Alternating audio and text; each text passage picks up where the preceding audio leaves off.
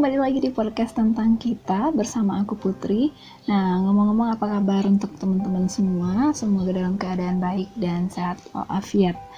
Nah, pada episode kali ini aku akan membahas mengenai pertengkaran, yang mana kalau di judul aku bikinnya itu kita sering bertengkar. Kenapa? Gitu. Nah, ada juga sih yang bilang kalau pacaran banyak berantemnya atau bertengkarnya itu berarti jodoh gitu. Tapi kalau sebenarnya memang jodoh, kenapa harus begitu gitu? Kenapa harus bertengkar, ya nggak sih? Apa benar bertengkar itu adalah bumbu-bumbu cinta dalam sebuah hubungan? Asik. Oke, seberapa sering bertengkar dengan pasangan yang benar untuk hubungan itu bisa dikatakan sebagai hubungan yang sehat? Nah, daripada berlama-lama, ya mending kita bahas. Jadi, apa sih penyebabnya kamu sama doi sering cekcok? Dikit-dikit berantem, terus baikan, berantem lagi, baikan lagi gitu. Siapa nih yang sering begini gitu? Bertengkar itu wajar nggak sih gitu? Sering bertengkar itu wajar nggak gitu kan? Nah, dalam sebuah hubungan pasti ada suka dan dukanya. Oke, salah satu dukanya mungkin ya bertengkar ini gitu. Bertengkar dengan pasangan itu wajar, tapi kalau keseringan bisa dibilang nggak wajar juga gitu. Bertengkar dengan pasangan bukan berarti pertanda hubungan kita itu sedang buruk. Meski kita menjalani sebuah hubungan yang romantis gitu, so sweet gitu kan, bukan berarti hubungan kita itu bebas dari kata bertengkarnya gitu. Sebuah konflik biasanya itu adalah pemicu kita bertengkar dengan pasangan kita. Nah, dan konflik itu muncul akibat adanya perbedaan, dan itu adalah hal yang wajar gitu, karena setiap manusia ini nggak ada yang sama. Karena memang sudah dari dasarnya kita berbeda gitu, apalagi cowok sama cewek itu beda dari perilakunya, dari fisiknya gitu kan, dari pola pikirnya gitu, dan hal-hal lainnya yang kemungkinan sih dibahas oleh psikologi gitu ya. Nah, konflik itu tidak bisa kita hindari. Konflik itu bukan tanda adanya masalah gitu, masalah yang serius, bukan. Tapi ini awalnya hanya sebuah perbedaan. Mungkin bisa saja perbedaan keinginan, perbedaan pendapat, atau perbedaan kebutuhan satu sama lain gitu kan, yang belum bisa kita temukan solusinya bersama gitu. Jadi konflik itu harusnya memang dibicarakan untuk dicari solusinya, dan cara mencari tahu lagi apa keinginan masing-masing, apa kebutuhan masing-masing, saling memahami, menghargai, dan akhirnya menemukan jalan tengah yang seharusnya dan justru itu menguntungkan kedua belah pihak gitu. Nah, konflik itu kan adalah suatu hal yang wajar yang menyebabkan kita bertengkar, itu tadi ya di awal. Tapi sebenarnya bukan konflik itu yang memicu kita itu bertengkar, melainkan emosi gitu. Nah, pada episode sebelumnya kita juga sudah pernah bahas emosi, dimana kalau kita terbawa emosi itu jadinya kita nggak bisa membicarakan permasalahan itu secara baik-baik, ya nggak sih? Pada saat kita emosi, kita itu justru berpikir lebih sempit gitu. Itu sebabnya kita sering bertengkar. Atau saat dalam menghadapi konflik gitu, kita butuh jeda waktu buat sendiri. Sebenarnya itu buat nenangin diri, nurunin ego gitu kan, nenangin emosi gitu, agar kita tuh tetap relax, tenang gitu. Tapi jeda ini hanya istirahat sebentar gitu, bukan berarti finish. Bukan berarti ini jadi alasan buat ya udahlah udahan aja ngebahasnya, terus nggak usah dibahas-bahas lagi buat kedepannya. Bukan seperti itu gitu. Jeda itu artinya nanti kita lanjutin lagi ya sayang gitu.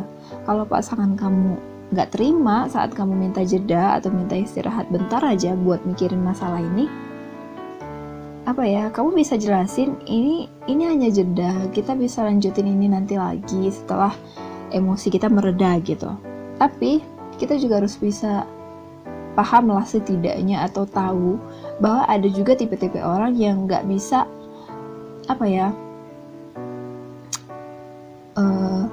menunda untuk menyelesaikan masalah. Ada juga yang ingin langsung mau bahas masalah gitu, segera diselesaikan gitu aja. Kamu bisa jelasin juga gitu, kita bakal bahas ini lagi itu pasti, tapi nggak sekarang gitu, nanti tunggu kita tenang dulu, kita berpikiran lebih luas dulu gitu. Tapi kalau pasangan masih ngedumel, itu tandanya kalian sepertinya kurang cocok gitu, kurang chemistry-nya gitu deh. Bahas yang begitu aja kok malah ribet banget gitu ya kan. Nah, untuk menyelesaikan konflik itu dimulai dengan menceritakan persepsi masing-masing.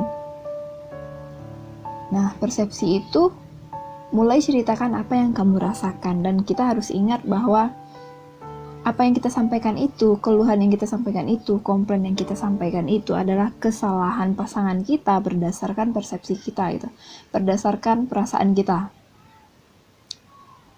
Nah, persepsi kita ini bisa jadi benar, bisa jadi juga salah. Contohnya, ketika aku ngerasa pasangan aku belakangan ini nggak punya waktu buat aku gitu.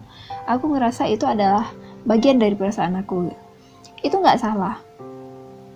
Itu juga belum tentu benar gitu. Jadi jangan bilang aku akhir-akhir ini nggak punya waktu lagi buat,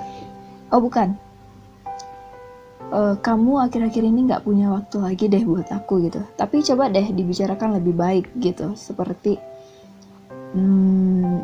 aku ngerasa belakangan ini waktu buat kita bareng itu dikit banget ya gitu. Ini lebih jujur dengan cara penyampaian isi perasaan kita gitu. Bisa jadi salah dan bisa jadi benar. Nah, dengan kamu menyampaikannya seperti ini, kamu secara tidak sengaja memberikan kesempatan kepada pasangan kamu untuk menjelaskan apakah benar yang kamu rasakan. Gitu, kita nggak menuduh gitu. Karena kalau kita menuduh, bawaannya pasti balasan dari pasangan kita jadi membela diri dia gitu. Bukan menjelaskan, tapi malah membela diri. Kalau orang udah membela diri, argumen kita itu nggak bakalan sehat, karena beradu pendapat itu harus ada tujuannya di awal gitu. Tujuannya apa? Yang tentunya menyelesaikan masalah gitu. Jadi kamu harus tahu apa yang kamu mau.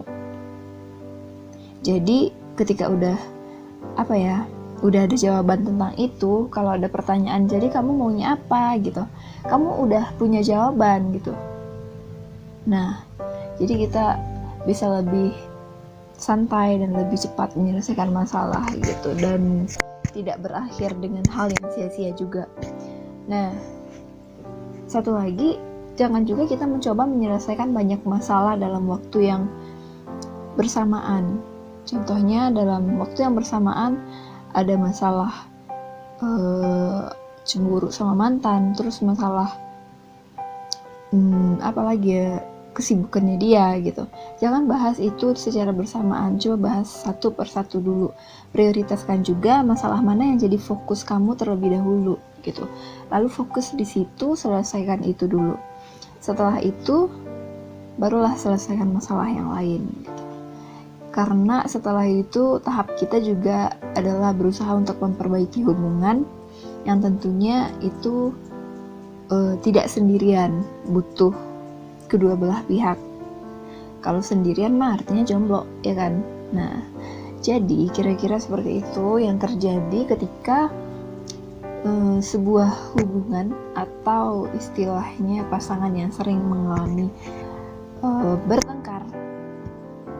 Nah, ingat, ini bukan tentang masalah, bukan tentang konflik, tapi tentang emosi. Jangan terbawa emosi. Semuanya bisa diselesaikan dengan baik-baik. Nah, untuk hari ini, pada episode kali ini, sekian dulu pembahasan kita. Kita bakal lanjut di episode selanjutnya. Terima kasih sudah mendengarkan podcast tentang kita. Sampai jumpa lagi via suara. Dadah!